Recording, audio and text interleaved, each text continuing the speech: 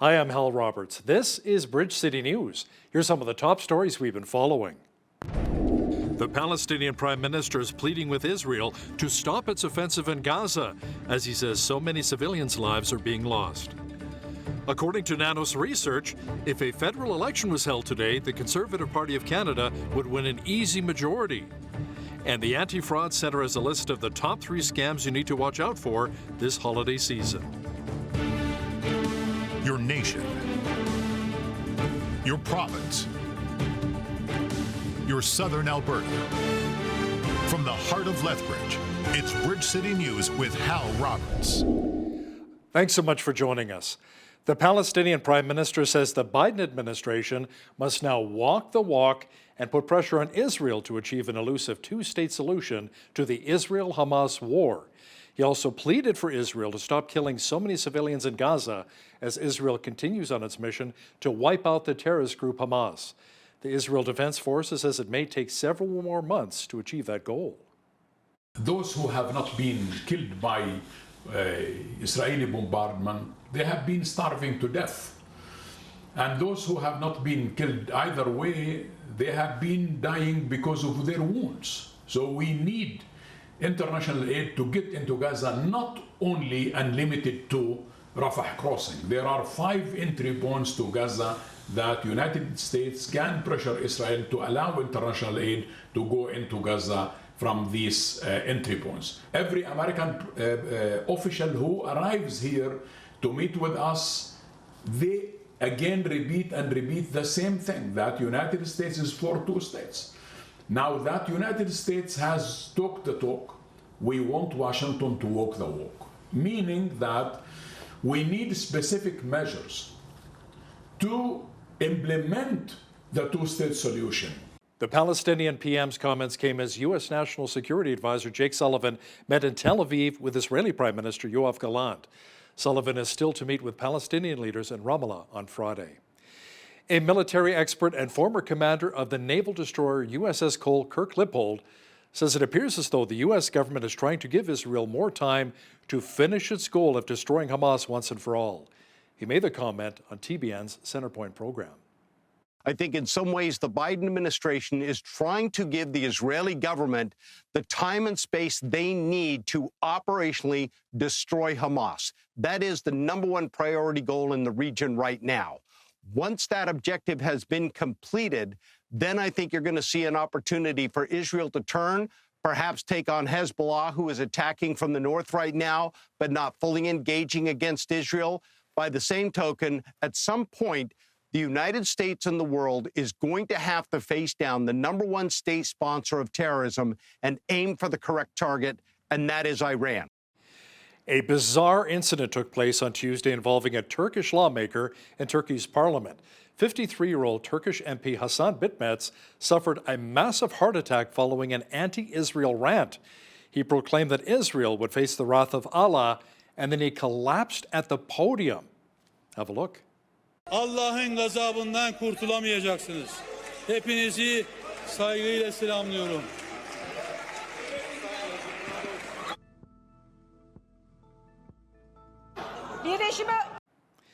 Bitmez was rushed to hospital, but health officials say he died on Thursday.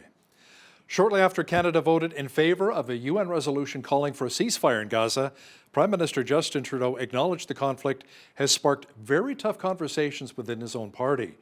A crowd of pro-Palestinian supporters protested outside of the Liberal Caucus holiday party where Trudeau made his remarks.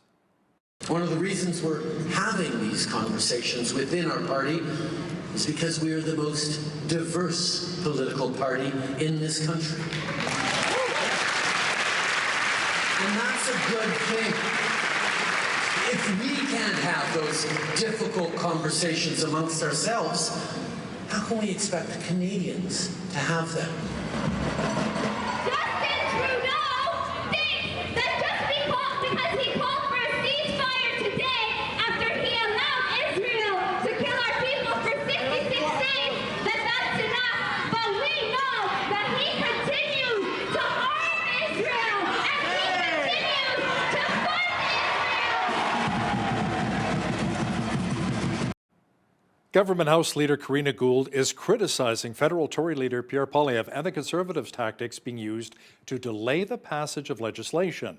The Tories introduced around 200 proposed amendments to Bill C-50, which is the government's sustainable jobs bill. Gould was not impressed. I am not going to indulge yet another one of Mr. Poilievre's temper tantrums. Today, we were supposed to be debating Bill C-50, an act on sustainable jobs. It's the same bill that the Conservatives tried to move 20,000 amendments to last week at committee. They failed to do that. And so we were supposed to be debating this. This is a bill that talks about Canada's future. It's about making sure that we have a strong economy for the future. Canada right now is ranked third in the world for foreign direct investment, and it's because that we understand that we have to fight climate change, protect the environment in order to build that economy, and quite frankly, the world is moving in that direction. But last night, Mr. Poilievre and his Conservative members of Parliament put 198 amendments to an 11-page bill on the order paper. That would trigger another night of marathon voting.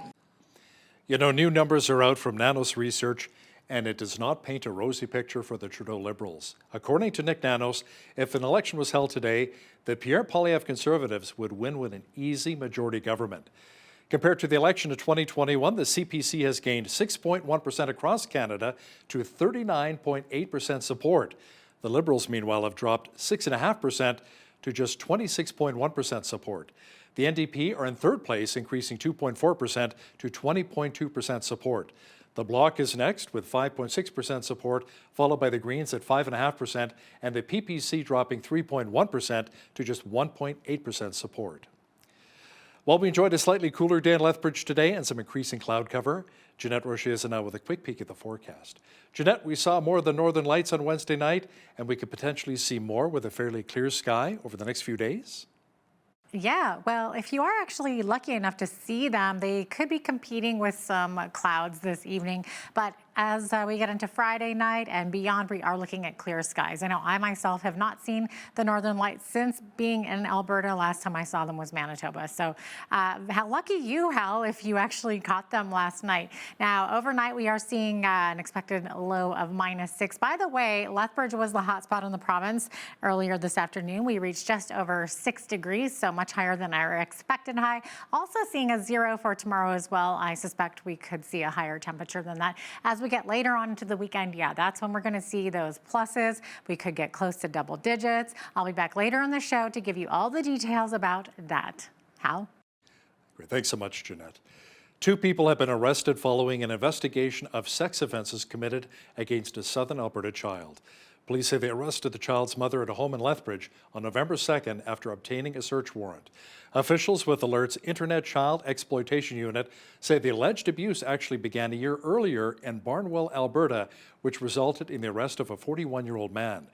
He's being charged with sexual assault, making, accessing, and possessing child pornography. The child's mother, a 34-year-old Lethbridge woman, faces similar charges, including sexual interference. The mother will appear in court on December 19th, and the 41-year-old Barnwell man will go before the judge on January 16th. Police will not reveal the identities of the suspects as to protect the identity of the young victim.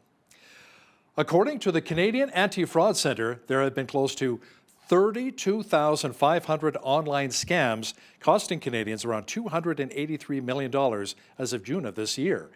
That number apparently increases during the very busy Christmas holiday season. Social Catfish is a company that helps to prevent online scams. They've come out with their top 3 holiday scams to be mindful of. One is called the sold-out toy scam. Scammers know which holiday toys are in demand, including Barbie this season. When retailers are sold out, they'll offer these products at very low prices. People order the product online but will never receive it. A tip is to Google the retailer along with the word scam to see if anything pops up. Now, another is called the Secret Santa scam, where scammers use social media to set up online gift exchanges. Unfortunately, they rake in the cash and prizes without reciprocating. They say to avoid becoming a victim, you must do a reverse search to verify the identity of the person you are gifting. And another is the compromised Amazon or bank account scam, With transactions ramping up during the very busy holidays, scammers send texts and emails claiming your accounts may have been compromised. They ask you to verify the account but steal your identity. The best way to protect yourself is to not respond to the message but to contact the business directly. You know, being stopped by police can often lead to unwarranted stress. That's according to Inspector Jason Walper with the Lethbridge Police Service. The LPS released a series of posts on social media recently to help keep you informed as to what your rights are if you're ever pulled over. We want interactions with our public to be positive. I mean, obviously, there's times where there are negative interactions with the public. Sometimes we're dealing with situations where people are arrested or detained, and sometimes going through crisis. And so there are opportunities for us to say, hey, you know what? Sometimes if you're being stopped by the police officer or maybe a vehicle stop, here's what to expect. Here's what the officer will do. Here's what the officer expects you as the driver of a motor vehicle to do. It'll help reduce the stress because, to be fair, being stopped by the police sometimes creates a lot of stress in people. It doesn't matter who you are or what you have done or not done. It just sometimes creates that stress. And this is a way for us to share with our public that here's what to expect. Walper adds, if a police officer does not have a lawful reason for stopping you, you don't have to answer any questions and you're free to leave. The Alberta government is increasing the property damage collision reporting from $2,000 to $5,000. Beginning January 1st, drivers do not have to report property damage from a collision to police unless the cost of the damage is more than $5,000. Government officials say the change will free up law enforcement who are required to commit a number of policing resources for processing collision reports. They say with the change, police can now spend more time improving public safety. The province says back in 2021, there were just under 90,000 property damage-only collisions reported by law enforcement. On average, around 90% of all collisions only involve property damage. Regardless of faith or tradition, many of us celebrate the Christmas or holiday season with decorations. Now, oftentimes, it involves lots of light. According to Fire Prevention Officer Troy Hicks, those lights, however, can be the leading cause of house fires this time of year. He has some tips on how to light up your house without putting it at risk. Just have a quick review of them. Make sure that none of the wires are frayed. There's no exposed wires. Plug the lights in on the floor before you can even put them on. If you start to get them shorting in and out and stuff like that, your best bet is just to go get yourself a new set. As well, I know lots of people do it. I'm starting to see it already when I drive to work early in the morning. People like to leave their lights or their Christmas trees turned on 24 hours a day. Not a good practice to be recommended. And I don't want to get involved and pick apart anyone's holiday traditions by any means, but just think of safety. If you're not home, you don't need to have your tree lit. You don't need to have all that extra electricity going through. Hicks also says that it's better to unplug your Christmas lights rather than simply turning them off. Police in Calgary say they're investigating an overnight shooting after someone arrived at the hospital with gunshot wounds. Police say it's believed the victim drove himself to the Peter Lougheed Centre in the city's northeast around 4 in the morning. Officers have confirmed that a shooting did take place, but haven't been able to track down where it occurred.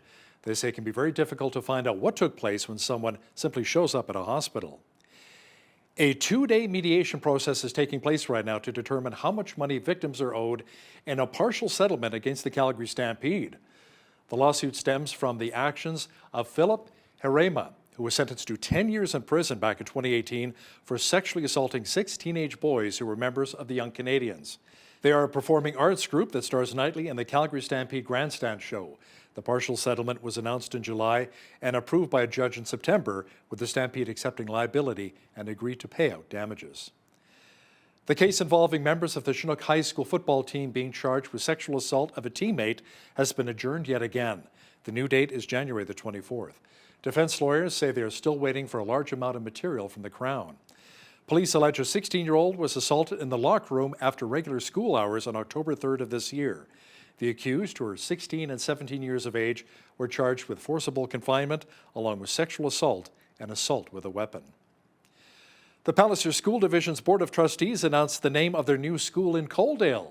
The new facility will be called Coaldale Prairie Wind Secondary. Officials say the new facility will serve students grades 7 through 12 and will open its doors to students in the 2024-2025 school year. The school division says there will also be a grade reconfiguration for other 2 schools as well. R.I. Baker School will serve students grades 4 through 6, and Jenny Emery Elementary School will serve students in kindergarten through grade 3. As many Albertans continue to struggle with the rising cost of living, the opposition NDP is demanding that the Alberta government continue with its provincial fuel tax pause. The province has been saving Albertans about 13 cents a litre at the pumps, but that's scheduled to come to an end next month. In a province grappling with escalating rents, a housing affordability crisis, high grocery bills, and rising power prices, the UCP are focused not on how to help Alberta families, but on how to help themselves. A recent survey showed that nearly half of Albertans are planning to cut their holiday spending so that they can stretch their limited funds to cover the essentials. The survey suggests that 49% of those residents are using the money for groceries instead, while nearly half say they don't have any additional money to spend. Less than a month ago, Premier Danielle Smith said the economic challenges facing Albertans was a reason to extend the fuel tax exemption. But the financial pressures for many Albertans remain the same today, with many struggling to meet their basic needs, and yet the UCP have decided to reinstate this tax. Government officials have said in the past, as long as oil stays above $80 US per barrel, the pause in the tax would continue. Oil is currently at just over $70 US per barrel. More is finally being done to protect the Blackfoot language and culture. Now that's according to Arnold Fox, who's the Director of Social Development for the Blood Tribe here in southern Alberta. Fox says it is sad, however, that many First Nations are losing their languages. The major part of our task is to help preserve the Blackfoot language and to help the language itself move along and adapt to current terms that are used today in our everyday language. So that's why it's a dual function. We realize that a lot of First Nations across the country are losing the language. I believe there's some dire predictions that within 25 years, we will just have 3 First Nation languages still functional in Canada. Make sure you catch the full interview with Arnold Fox from the Blood Tribe and BCN's Jeanette Rocher coming up in the second half of our newscast. You know, Christmas is just around the corner. For us Christians, it's a joyous time to celebrate the birth of our Lord and Savior, Jesus Christ. Now, Pastor Kelly Stickle from Parallel Church says this is also the time of year when people can give in a wide variety of ways. Again, a reminder of, hey, we're celebrating that God so loved the world that he gave.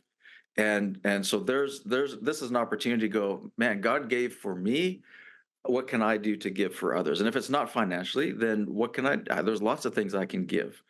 Time and energy and a smile, like a hug, whatever it might be. There's lots of things that I can give, but just remember that, hey, we're giving because he gave to us. Pastor Kelly will also explain why Christmas can be a very difficult time for many and how we can reach out to others. You'll share details coming up in the second half of our program. Well, we had sunshine mixed with clouds today and hovered just above the freezing mark, and there's a bit of a warming trend headed our way just in time for the weekend. Full weather details are coming up after the break.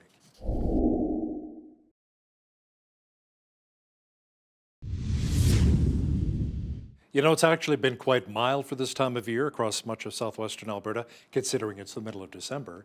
We've seen daytime highs above 0 for a number of days now. Jeanette Rocher is now with all of the weather details. Jeanette, we may even get close to, 10 degrees by Saturday? Yeah, we'll be up there close to that, that's for sure, especially as we get further into the beginning of next week. We'll be very close to that double-digit mark there. But looking at a high of 0 over Friday, clear skies right through the weekend there, up to 8 degrees on Saturday, back down to 2 on Sunday, and then we're looking at a roller coaster effect here, going back up to 9 degrees for Monday. To round out that 7-day forecast on Tuesday and Wednesday, looking at a high of 4 and 5 degrees, and both of those, pretty much the whole week, we're looking at well above seasonal for this time of year. Average high for this time of year, 0. Minus 12 is the average low. 23, that was our high temperature on this day. And back in 1968, we were looking at the coldest, which was a record minus 34 for this day. Sun rose this morning at 8:21, looking at sunset at 4:31 p.m. this afternoon, meaning we only have 8 hours and 10 minutes of daylight these days. Okay, we're looking at clearing skies in the morning in Victoria, high of 8 degrees. 8 degrees also expected in Vancouver tomorrow. Looking at 30% chance of early morning showers. Clear skies across the rest of Alberta tomorrow. High of 0 in both Edmonton and Calgary. Edmonton, by the way, could see 20 to 40k winds and only 15k winds expected in Calgary, so not too bad. Now we're looking at clouds and then clearing for both Saskatoon and Regina. Saskatoon sitting at 2 degrees for a high tomorrow, 0 for the high in Regina, and -2 is the expected high tomorrow in Winnipeg. Looking at a slight chance of showers there. As we get to the central part of the country, we're seeing mainly clear skies. Sunshine expected in Toronto. Looking at those double digits there, high of 10 degrees. We're looking at clearing skies by the afternoon in Ottawa, high of 7 and 6 degrees as well in Montreal. Looking at mainly sunny skies there. As we get to Atlantic Canada, Fredericton sitting at 5 degrees, clear skies. Halifax looking at increasing clouds, high of 6 degrees. 4 degrees for a high in Charlottetown, clearing skies. And we're looking at a mix of showers and flurries. 1 degree in St. John's. Also St. John's looking at winds up to 20, 40, and then even 60 kilometers per hour. So going to be a bit windy there. So that is your forecast. The Canadian Real Estate Association says the national average price of a home went up 2% year over year in November to just over $646,100. Korea reports home sales, however, fell last month 0.9% and by the same amount back in October. The number of newly listed homes also fell 1.8% from October. Stats Canada says manufacturing sales fell 2.8% to $71 billion. The agency says the decline was led by a drop in petroleum and coal product sales. Sales in the machinery and computer product subsectors also edged lower. Stats Canada says petroleum and coal fell 10.3% to $8.4 billion in October, as it saw not only lower prices, but also a decline in volume. It says total sales in constant dollars fell 2.2% in October, indicating a lower volume of goods sold. Rogers Communications says it has passed a key milestone in satellite to mobile connectivity. It says a recent test call connected Newfoundland and Labrador Premier Andrew Furey with a first responder in a remote area of Newfoundland. Rogers says the call made using Link Global's low Earth orbit satellites and Rogers' wireless spectrum was historic. The company says it plans to launch a satellite mobile phone service next year. It'll begin with SMS texting and mass notifications and then expand to voice and data. Now, here's a look at today's markets. The TSX was up 149 points on the day to finish at 20,778. The Dow was up 158 points to 37,248. The S&P 500 was up 12 on the day to 4719, and the Nasdaq was up 27 points to 14,761. West Texas Intermediate Oil was up 219 to 71.66 US per barrel. Natural gas was up 8 cents to 2.42 US. Gold was up $8.62 on the day to $2,036.36 US an ounce, and silver was up 41 cents to 24.22 US an ounce. Feed wheat is at $9.23 per bushel, barley's at $6.86, canola's at $14.87, and corn is at $8.10 per bushel. Live cattle were up 55 cents to $167.50. Feeder cattle January contract was up $1.98 to $219.35, and lean hogs were down 75 cents to $67.18. The Canadian dollar was even over the past 24 hours at 74.58 US.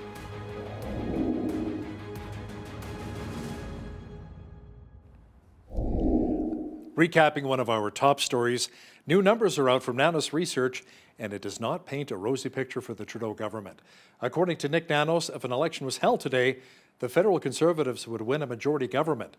Compared to the election back in 2021, the CPC has gained 6.1% across Canada to 39.8% support. The Liberals, meanwhile, have dropped 6.5% to just 26.1% support. The NDP are in third spot, increasing 2.4% to 20.2% support.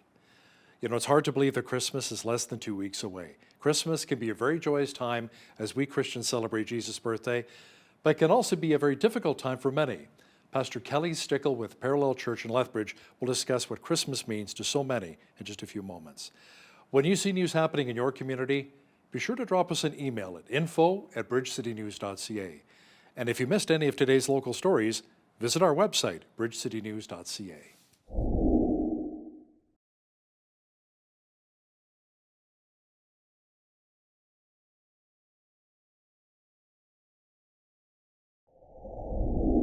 You know, Christmas is normally such a wonderful time of year, although we can easily get stressed out and distracted and lose sight of the fact that Jesus is the reason for the season. Joining us today to chit-chat a bit about Christmas is Lethbridge Pastor Kelly Stickle, lead pastor for Parallel Church. Welcome back to BCN, Pastor Kelly. Yeah, thanks, Hal. It's great to be with you. You bet. Now, first of all, can you tell us about what's happening at Parallel Church for Christmas this season? Wow, yeah, we have a lot going on. Of course, we host the Shop of Wonders, which is always a big outreach that we do into the community, and this year's been record-setting in that regard. We've also had we have a children's takeover service coming up this Sunday, December 17th, where it's exciting to see our kids do a big. They're doing a Polar Express presentation. It's going to be a lot of fun. And then on Christmas Eve, we have three services, our 9:30, 11:15, and 1 p.m. service. We're going to do Christmas Eve in the morning because, of course, Christmas Eve this year is Sunday. So we decided we're gonna do the Sunday morning and add the service in the afternoon and allow people to be with their families on Christmas Eve. You know, Pastor Kelly, a lot of people who don't normally attend church do so on Christmas, take in a Christmas Eve service, especially the candlelit services. So much fun. The kids enjoy with the candles as well. Do you find that more people come out during the holiday season? Definitely. There's yeah, Christmas and Easter are two of the, primary times a year where we see a lot of family members, unchurched, uh, come out, and then a lot of families, might not attend church regularly, but during Christmas, that it's just they've created a family tradition where they'll go to a service as part of their family get-togethers, and that. So yeah, we do see a lot of people that their first. I talk with people all the time that their first Sunday attending was either a Christmas Eve service or an Easter service, and that they made a connection with Jesus at that particular service. So a lot of unchurched people come out this time of year. You know, every year we say that this Christmas is going to be totally different, but too often it ends up being the same crazy rush. You got a lot of fathers and husbands, and I won't name any people in my family who are scrambling on Christmas Eve looking for gifts sometimes. Yeah, and I don't know anybody either. No, right? So any tips on actually how we can slow things down and appreciate Christmas for what it really is? Yeah, I think that's always a pressure. I feel that same pressure. There's a lot, of course, a lot of busyness that comes with this season, just in our work life and ministry life, and then family and all the extra elements that go along with it. That every single year you feel that pressure. Oh, this is crazy. This is getting out of hand. But I think for me, one of the things as I grow older, I've paid more attention to the moments and taking in the moments, especially with family, and appreciating the moments and the time that we get to spend in the traditions, and creating memories and celebrating those memories as much as possible, and focus on that and kind of being in the moment instead of always focusing on I got to get this done, I got this list to do, we have to do that, and just paying attention to those closest to us and making memories with them. Amen to that. You know, another issue for a lot of Canadians sometimes is overspending during the holidays, stretching that credit card limit to the max. We can feel pressure to buy gifts for everyone. Any thoughts on how to really set reasonable limits without feeling guilty? I think it's always wise, and I know for a lot of people it's probably a little bit late now, but I think one thing that my wife and I began doing years ago was we actually put into our budgets, the birthday gifts, and we know, within our family, but also we put into our budgets the Christmas gift, and saying this is the set amount that we're going to spend, and there's a freedom in being able to do that and put into the budget where you're not feeling that stress, or you're not feeling you know, all of the retail outlets know this time of year that people are in that mood of purchasing and buying gifts, and so they kind of tempt you with, well, just go a little bit bigger. But when you have a set limit, a set budget, and okay, I've got freedom to be able to spend within that budget, but I'm also not going to be tempted to overspend. And then of course just make it a rule. I think the basic rules that we're just not going to go in debt, um, for spending. Like, just don't do it, because and inevitably you push that limit and going, oh, we'll just delay it, but that adds enormous amount of pressure, especially coming into the new year. So, Pastor Kelly, this is the time of year we hear a lot of, and we see a lot of commercials promoting Santa Claus and all of Santa's reindeer and Frosty the Snowman. How can we really bring it back to the fact that we're celebrating Jesus' birthday?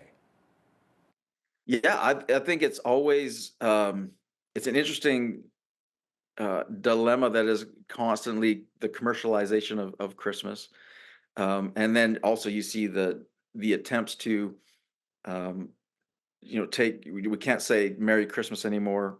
One place was it was like it's Happy Winter. It wasn't even Happy Holidays. Like I was like, or holidays, and I was like, that's just is bizarre how they're trying. Society's trying to do whatever they can to remove it. But I think it's always coming back to just historically saying what are we celebrating?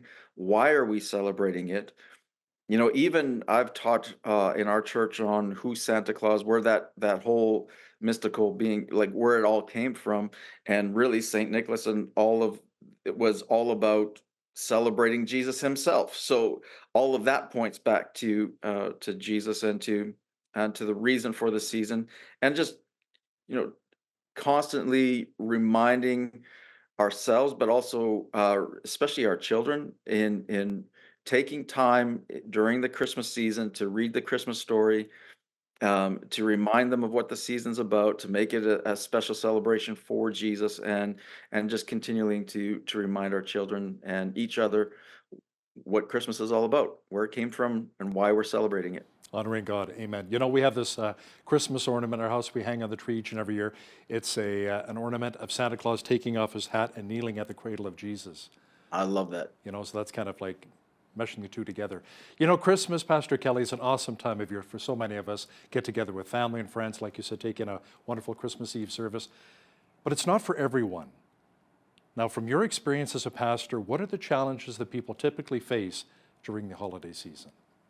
I think that there probably two of the biggest challenges are families or people that have lost a family member or a loved one in the last year. And it comes, especially that first Christmas, after having lost a loved one within the year becomes extra hard because of the memories that are created, and the empty seat at the table becomes very emotional, very painful, and it pulls out a lot of the grief. So this season, I think just being sensitive to those, and being, if you're in that situation, being aware that, yeah, Christmas is going to pull on that, and it's not wrong to grieve. It's not wrong to feel sad.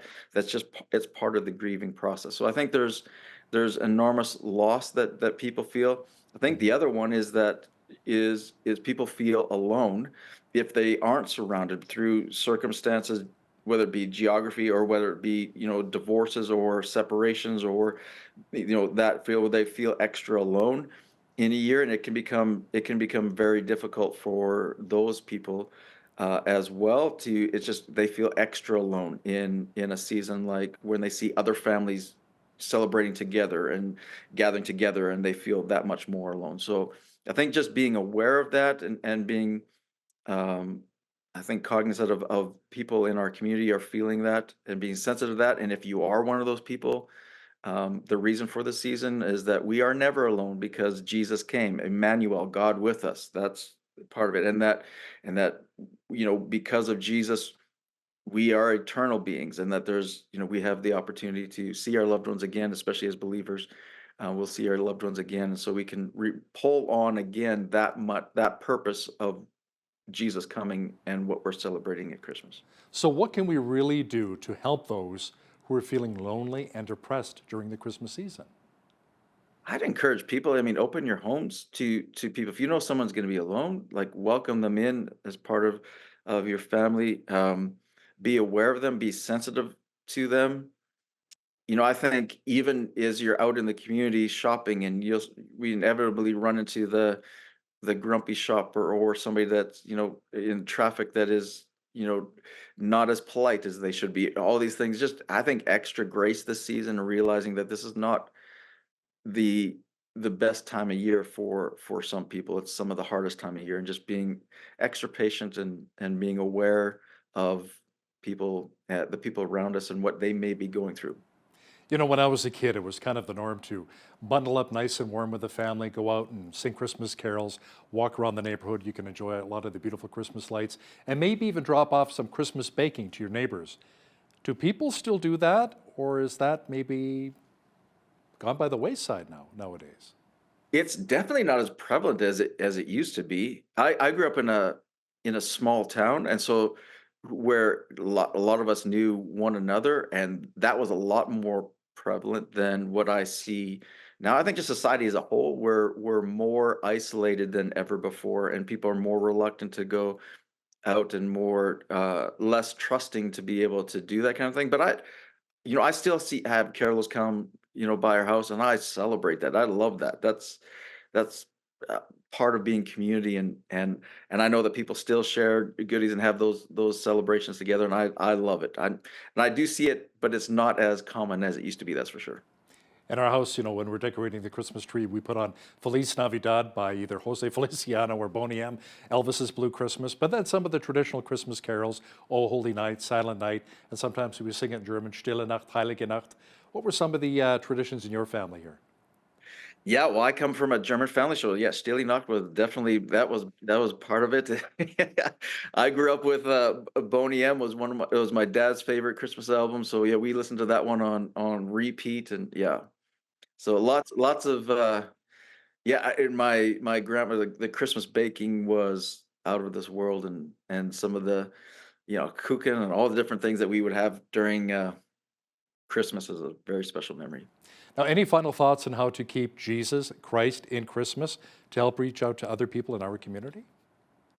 Yeah, I would, part of I would make sure that in your gatherings, your family gatherings, to make Jesus at the center. And there's creative things that we've done with our family. We read the Christmas story, of course, in multiple different ways and approaches, and keep that as part of the celebration before gift openings, or just that. Other things that we've done, though, is we've made my wife's made baked a birthday cake, and when our kids were young, we'd sing "Happy Birthday" to Jesus and make it kind of a birthday party celebration for Jesus, and remembering that he's the season. Get creative with it, but make sure that that everyone in the family knows, hey, this is why we're gathering, and this is what we're celebrating, and then taking it to the community is, while we're generous with one another and our families and those that we love most, is encourage people to be generous with those in need that you see. And there's needs all around us. If we have eyes to see, there's needs everywhere. And in this season, if we can be generous, with those in our community, or those that we know in our workplace, or those in our neighborhood, and we know that, hey, things are tighter for them this year.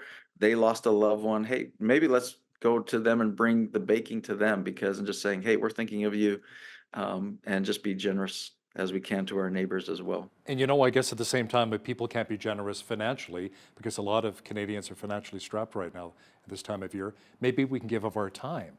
Read to a senior in a senior's home, maybe help out at the food bank, or even volunteer at the soup kitchen. Absolutely. Yeah, any of those things is, again, a reminder of, hey, we're celebrating that God so loved the world that he gave. And so this is an opportunity to go, man, God gave for me. What can I do to give for others? And if it's not financially, then what can there's lots of things I can give. Time and energy and a smile, like a hug, whatever it might be. There's lots of things that I can give, but just remember that, hey, we're giving because he gave to us. How important is it then, Pastor Kelly, to really serve others in our community, especially during the Christmas season, showing Christ's love? It's vital. Paul says this in Galatians 5, that the only faith that counts is the one that expresses itself through love. And a lot of what we as believers believe is, it's not just a personal relationship, but that our mandate is to, God loved us, we can love others. Jesus said, a new command I give you, love one another. So when we're celebrating Jesus coming to earth, God with us, I think we have not just a responsibility, but an obligation to therefore give and be generous to those around us, and meet needs, and love on our community, love our neighbors, and not just keep the faith to ourselves, but to share it with others. and invite people over for eggnog and fruitcake. Although, you know what? A lot of my friends don't even like fruitcake and eggnog anymore. So. I don't even like eggnog, so I don't like either one of those, but I'll serve that generously. I'm an oddity in that way. I guess like Mom used to say, hey, the more for me, son, right? That's right, exactly. Kelly Stickles, the lead pastor of Parallel Church in Lethbridge, thanks so much for your time today, and Merry Christmas. Merry Christmas to you, Hal.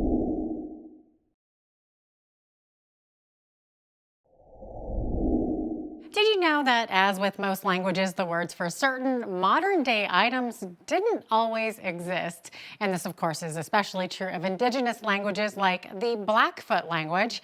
In fact, it's quite interesting how some of the Blackfoot elders have come up with words or phrases for modern items like computers, cell phones, and texting.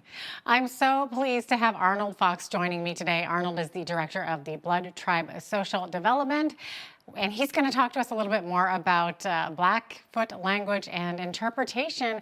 Welcome to the show, Arnold. Great to have you on today. Happy to be here tonight. Okay, so why don't you maybe start off by telling me a bit about what you do, what your work kind of looks like over there at Blood Tribe Social Development? Okay. Well, in relation to the Blackfoot Signage Project and in relation to the Blackfoot language, our department stepped forward to host what we eventually called 8 Weeks Language Committee. So 8 Weeks means Blackfoot speaking. That's what that phrase, that word means, 8 Weeks. So we're the speaking language group. And the task that was given to us, it was instituted a little over 10 years ago, maybe 12 years ago. The major part of our task is to help preserve the Blackfoot language and to help the language itself move along and adapt to current terms that are used today in our everyday language. So that's why it's a dual function. We realize that a lot of First Nations across the country are losing the language. I believe there's some dire predictions that within 25 years, we will just have 3 First Nation languages still functional in Canada. That's unbelievable. Yeah, it's quite astounding once you think about it. And I grew up with the Blackfoot was the first language, and I can't really envision not being able to use that or not giving it to our children and our grandchildren to be able to carry forth. So that was the gist of our task in that committee. The committee itself has 10 to 12 elders who come together once a month, and we offer an annual symposium. Blackfoot Language and Symposium in Lethbridge is the most convenient location. There are some representations from other Blackfoot nations in the area, Blackfeet in Montana, the Pinchot Nation near Pincher Creek, and Siksika near east of Calgary. So those are the Blackfoot-speaking nations in North America. Fascinating, Yeah. So out of that, I would say I'm being optimistic by saying 20% of us still use that language on an everyday basis. So it definitely is in fear of dying at a certain point or not being utilized anymore. So that's what we're hoping to. That's what we're hoping to avoid. We're realizing now with the programs that we offer, even in social services, we offer short-term employment training for our clients. And we have fully realized over the years that one of the modules they take is the Blackfoot culture and the Blackfoot language. I used to take for granted that our younger people had this opportunity to learn at home and all of that, but that's not the case. In my generation, we were lucky that there was a very limited amount of influence from media.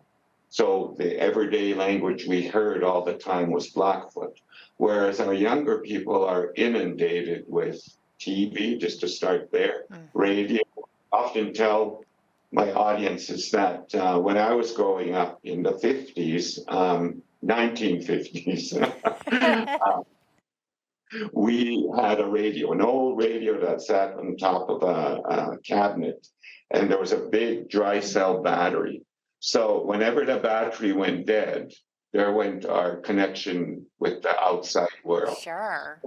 We're particularly insular in those days, so we didn't have all those influences. Yeah. Just like for one of my nephews, we made a concerted effort to have him speak Blackfoot from the time he started uttering words, and he was doing really good.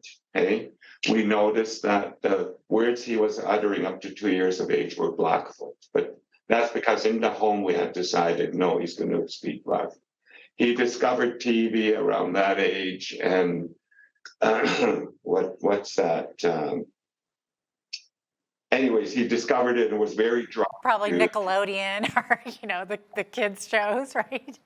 Sesame Street, but they're all in English, eh? Yeah. So we realize the influence that our young people have to live with is nothing like what I went through growing up. Mm-hmm. It was comfortable for me to carry on the Blackfoot language, but it's not that for our kids anymore. No, that's so interesting, and it's so true, and it's something we don't really think about. You were mentioning that they're predicting there could only be 3 Indigenous languages left. How many are there? I mean, there must be hundreds, right? Well, yeah, if you stop to think, there are 500 plus different First Nations in Canada. To get an idea, of course, there's regional, like the Woodland Cree have a big area in most of the provinces. So that language I know will survive because there's a lot of speakers over an extended geographical area. But once you start, like I said, becoming too insular, you don't have that opportunity. And in our population too. Definitely. So interesting.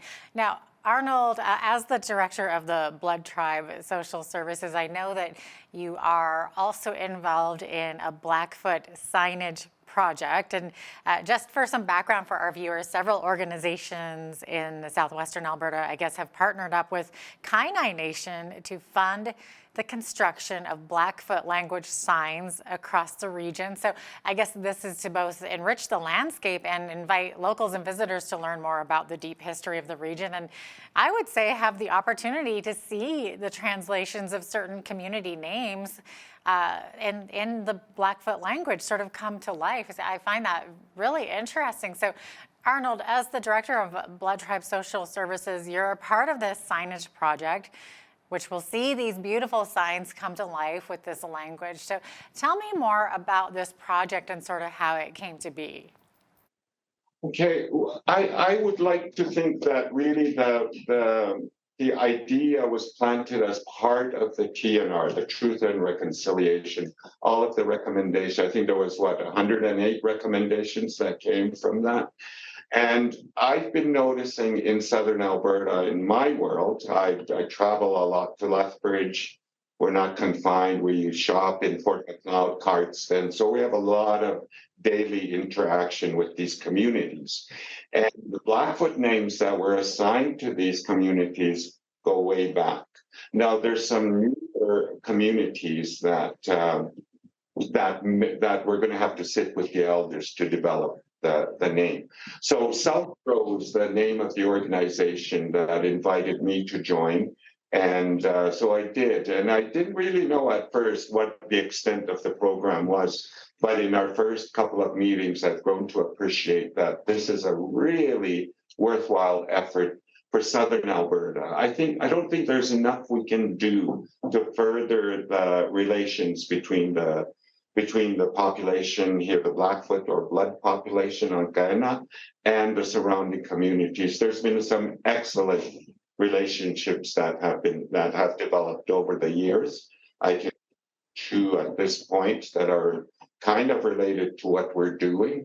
It just emphasizes more communication, positive in a positive light.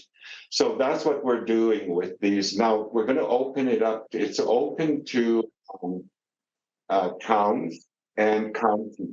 You know how when you enter a county, you see a little sign? Like welcome to Tabor or Cardston or So those are the two kind of that are foremost.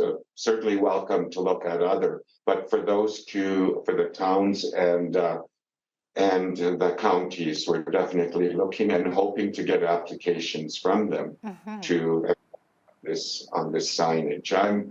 I'm thinking it's another opportunity for us to interact with the wider population. And there's another initiative that's looking at racism and working with the mayors of the surrounding towns and trying to establish a common footing to address the racism. Now, there was another project I was thinking of, but those give you an idea that there's more activity, there's more interaction between the Black community and the surrounding. We've utilized the towns, like I said, for shopping. 50% of our kids are bused off the Blood Reserve to the surrounding communities to attend school. So there's a great deal of interaction, and we just want to try and do our part to ensure that there's more positive chances than there are for negative impact. Yeah, no, it's such a fabulous idea, and I just look forward to seeing these new signs going up. And I believe the project is inviting communities, businesses, institutions to take part. And what they can do is, I believe they can apply. Is it a $2,000 grant that they can receive for the creation of this sign, right? With the stipulation, they throw in 500. So we're offering them 80% funding for the sign. Yeah. So I should mention also, Jeanette, that I explained to the committee that I'm working, to the signage committee, that there are names for some of the older communities in southern Alberta, but it's not always a direct translation. There's something that strikes our elders that's peculiar about this, and that sometimes they go with that. I'll give you an example, Tabor. Okay. Because Tabor sounds similar to table. Okay. That's actually that our name for Tabor is Itasuyo, which means something we eat on, which was the name we gave. It's not, whereas Fort McLeod, Agapioyus, means many houses. So that's where the fort was established, and then the community started growing.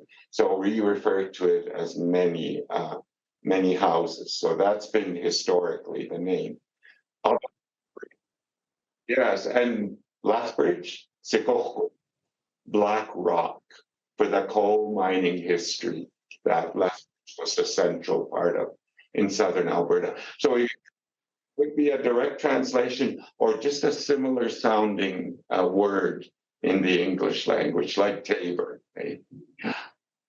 I've also been told, Arnold, that you're a wealth of information when it comes to the language, the Blackfoot language, and particularly how some of the language has had to sort of adapt over the years to accommodate more for modern words, almost like, like the technology that we use, like computers, cell phones, because those weren't around, obviously, back when the Blackfoot language was coming to be. I'd love it if you could tell me a little bit more about that. So we, at the annual symposium where we gather the reps mainly from Ghana, from Blood, but like I said, the 3 other Blackfoot nations always have reps there. So one session is always devoted, we call it coining new phrases, coining new. So the audience is invited. We always limit it to around 200, 225, and it's always full. We have to turn people away. So we know it's been a very popular symposium over the years. So in opening up that one session, we invite the audience to submit words that they would like translated. And we'd like to make a difference at this point between translation and interpretation. So we offer both. We can interpret word for word, but sometimes that doesn't necessarily work. So sometimes we have to interpret what the speaker is trying to say and then issue our word for it or develop our word for it.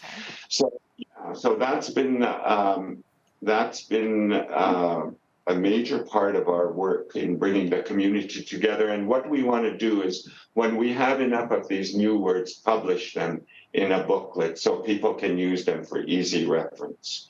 There's been a number of other organizations that have developed apps for the Blackfoot language. So you just go into that and you get the for the, well, not the translate, the pronunciation. Okay.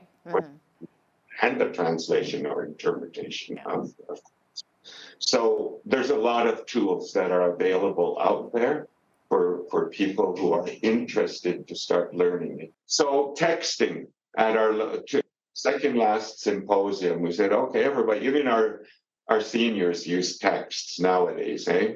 So we said, okay, how do we translate it? And the most accepted one in the symposium seemed to be Steckam Sinakyo, an object or a process where you write fast. So that's how we. Okay. So it interprets into process where you write fast. Texting. Maybe not for all of us, though. Especially when you get those clumsy thumbsies, you know, and you're like, have to go back. That's not what I meant to say. Arnold, it looks like we're about out of time, but thank you so much for joining me today and having this really fun conversation about, you know, some of the interpretation of Blackfoot language. It's really interesting. Okay, well, I hope we have a chance as we move further along. I can report how many communities have taken us up on our offer, etc. Yeah. I would love to hear that. Thanks so much, Arnold. Okay. Arnold Fox is the Director of Blood Tribe Social Services. I'm Jeanette Roche on behalf of all of us here at Bridge City News. Thanks for watching.